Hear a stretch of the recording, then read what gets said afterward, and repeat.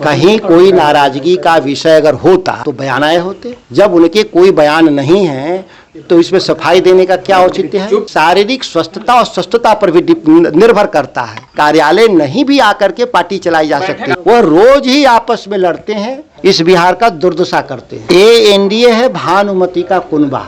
ये बेसिक बिहार के बदलाव के लिए गठबंधन नहीं है एनडीए का। यात्रा के हम साथ हैं।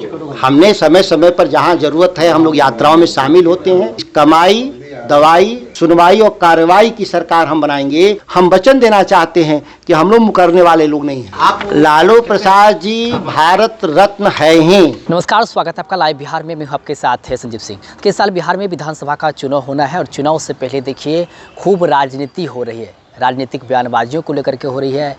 साथ ही साथ कई सारे कार्यक्रम किए जा रहे हैं। तेजस्वी यादव यात्रा कर रहे हैं, तो वहीं देखिए लालू प्रसाद यादव पर भी आरोप लग रहे हैं। उनके जो साला हैं सुभाष यादव, उन्होंने भी आरोप लगाए हैं। साथ ही साथ आरजेडी के जो प्रदेश अध्यक्ष जगदानंद सिंह, वो कई महीनों से कार्यालय नहीं आ रहे हैं। ये तमाम सवाल जब अभी बक्सर से जो आरजेडी के सांसद हैं सुधाकर सिंह, आरजेडी के वरिष्ठ नेता माने जाते हैं, उनसे किया विधानसभा चुनाव को लेकर क्या मांगा गठबंधन सब कुछ ठीक ठाक है, जगदानंद सिंह कार्यालय क्यों नहीं आ रहे हैं। साथ ही साथ सुभाष यादव ने जो आरोप लगाए हैं, वहीं एनडीए में भी बयानबाजी हो रही है। राजेश वर्मा और संजीव कुमार, उनके बीच तमाम सवाल जब सुधाकर सिंह से किया गया, तो क्या कुछ कहना जवाब देते हुए सबसे पहले आप उनके बयानों को सुनिए। 1994 के बाद पहली बार इस तरीके की रैली की है। बिहार नया बिहार है।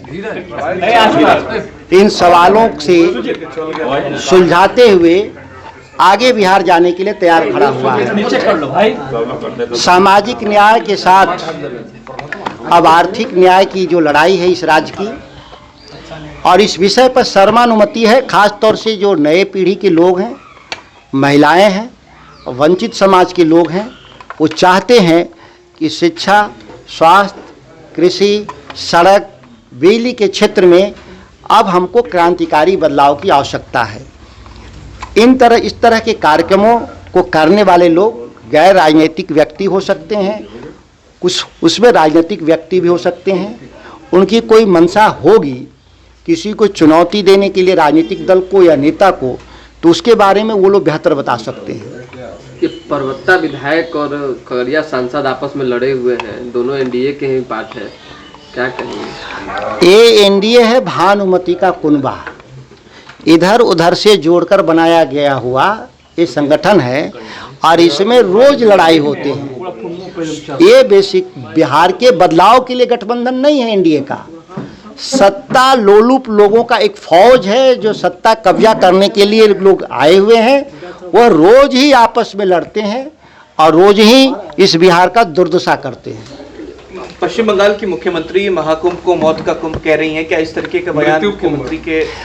देखिए, जिस तरह की जो घटनाएं हुई हैं पूरे देश स्तर पे आप देखें, केवल कुंभ के भीतर ही नहीं, दिल्ली से लेकर के पटना तक, आप इस बीच में जितने भी आप मध्य प्रदेश तक सड़कों पे जितनी दुर्घटनाओं से जो मौत हुई है, और वहाँ पे रेलवे स्टेशन पे मौत हुई है, और वहाँ डूब के जो मौत हुई है वो काउंटलेस है, इसका कोई अंदाज़ा नहीं है।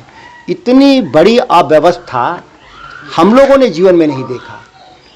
आस्था का विषय को किस तरीके से मार्केटिंग किया गया और उसके कितने दुष्परिणाम निकल कर आए, इस बात से कोई इनकार नहीं कर सकता।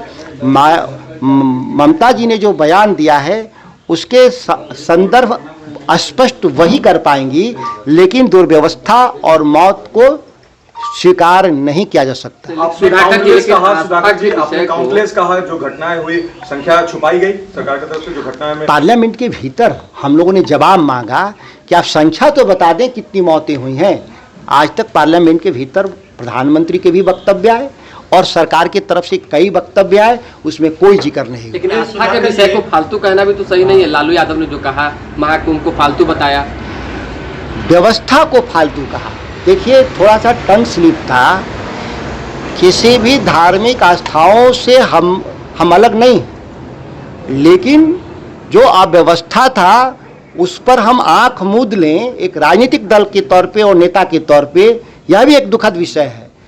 अगर अव्यवस्थाएं हैं तो शंकराचार्यों तक ने इस बात को कहा, ऐसा नहीं कि केवल लालू प्रसाद जी ने कहा, इस देश में सैकड़ों लोगों ने कहा अव्यवस्था स्वीकार नहीं है। आप देश के रिसोर्स का, आप पैसे का इस्तेमाल हुआ है मेला के प्रबंधन में, वो पैसे का हिसाब मांग देश की जनता चाहती है कि आप जो पैसे लिए, जिस तरह से ट्रेनों में लद कर जा रहे हैं, लद कर आ रहे हैं, सड़कों पर 12-12 घंटे तक 24-24 घंटे तक जाम में फंसे हुए हैं, लोगों के लिए पानी और चाय की व्यवस्था नहीं है। अगर आप जाएंगे, इसमें से पता नहीं कितने लोग गए कि नहीं गए, अगर आप लोग जाते तो आप अपने से अनुभूति करते कि किस तरह से अव्यवस्था है। ये तेजस्वी जी बिहार की यात्रा पर हैं, आप उनकी यात्रा को किस रूप में देख रहे हैं और उसमें कब आप शामिल हो रहे हैं? यात्रा के हम साथ हैं, हमने समय समय पर जहां जरूरत है हम लोग यात्राओं में शामिल होते हैं। और दूसरी बात यह है कि यह बदलाव की यात्रा है, हम एक वचन के आधार पे हम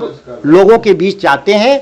आपने पिछली बार भी देखा था कि कमाई, दवाई, सुनवाई और कार्रवाई की सरकार हम बनाएंगे, और 17 महीने की सरकार में हम लोगों ने उस वचन पे कायम रहा। ठीक उसी तरह से हम जो बात सत्ता में आने पर करने वाले हैं, उस बात को हम लोगों तक पहुंचा के हम वचन देना चाहते हैं कि हम लोग मुकरने वाले लोग नहीं हैं। तेजस्वी जी ने कहा है कि लालू जी को भारत रत्न मिलना चाहिए, आप? लालू प्रसाद जी भारत रत्न है ही, भारत के लोगों का वो रत्न है ही। कौन देगा, कब देगा, हम नहीं जानते, लेकिन लालू प्रसाद जी की योगदान को अमिट है और कभी नहीं भुलाया जा सकता, न नकारा जा सकता है। तेजस्वी जी ने ठीक कहा कि जिन लोगों ने गाली दिया कर्पूरी ठाकुर जी को, वोट की राजनीति में उनके लिए भारत रत्न दिया, लालू प्रसाद जी को भी कल जो गाली देने वाले लोग हैं आज, कल भारत रत्न देंगे। क्या मानते हैं आरजेडी में सब चीज ऑल इज वेल है?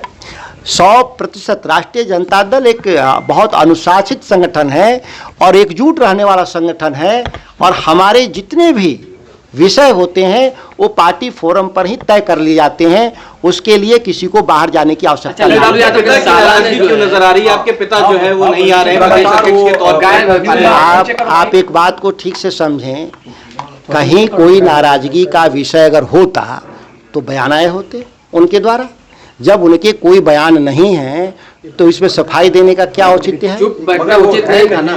कहीं कोई चुप होना नहीं होना शारीरिक स्वस्थता और स्वस्थता पर भी निर्भर करता है। एक उम्र के जिस पड़ाव पर हैं, जहाँ शारीरिक अस्वस्थताएं भी एक महत्वपूर्ण कारण बन जाती है, लेकिन पार्टी के साथ हैं और पार्टी के कार्यक्रमों से उनके, मैंने कहा ना कि शारीरिक स्वस्थता अस्वस्थता भी एक विषय है। और कई बार ये बात सवाल आप लोगों ने सीधे उनसे पूछा है, उन्होंने कहा है कि पार्टी को चलाने के लिए कोई जरूरी नहीं कि हमेशा कार्यालय में ही दिखाई दें, कार्यालय नहीं भी आकर के पार्टी चलाई जा सकती है।